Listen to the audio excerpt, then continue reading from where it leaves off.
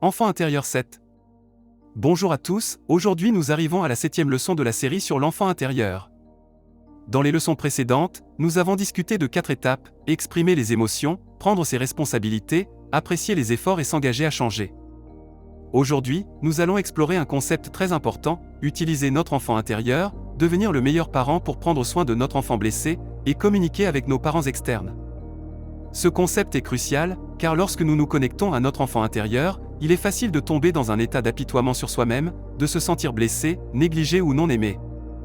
Subconsciemment, nous pouvons projeter ces sentiments sur nos parents ou d'autres personnes qui ont pris soin de nous.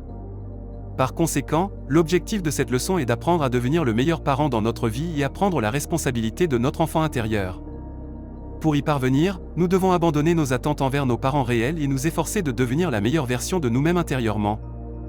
Nous devons apporter une énergie remplie de gentillesse, d'amour et de douceur pour devenir le meilleur parent pour nous-mêmes, en particulier lorsque nous avons le sentiment que nos parents ne nous ont pas suffisamment aimés.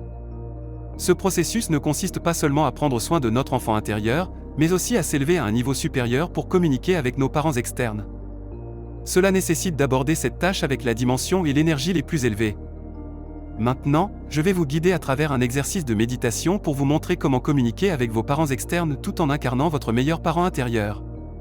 Tout d'abord, détendez-vous, asseyez-vous droit, fermez les yeux, placez vos mains sur votre poitrine, prenez une profonde inspiration et ressentez l'énergie de la Terre et de l'univers.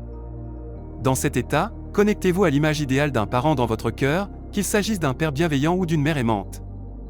Ensuite, apportez cette énergie à votre enfant intérieur et engagez une conversation sincère avec vos parents réels. Par exemple, vous pouvez dire à vos parents: « Papa, maman, je suis désolé que, lorsque j'étais jeune, j'ai pu vous en vouloir.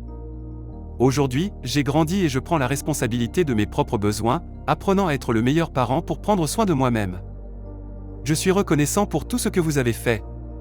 Merci pour votre amour. » Cet exercice nous aide non seulement à nous réconcilier avec nos parents, mais aussi à nous connecter avec nos ancêtres et l'énergie de la Terre. À travers cette connexion, nous pouvons ressentir du soutien et des bénédictions et pardonner à la fois à notre passé et à nos parents. Pendant ce processus, nous devons nous rappeler de 4 étapes importantes: exprimer l'amour, exprimer la gratitude, s'excuser et dire au revoir. Ces étapes nous aident à transmettre de l'amour, de l'appréciation, des excuses et des bénédictions, réalisant ainsi une véritable réconciliation.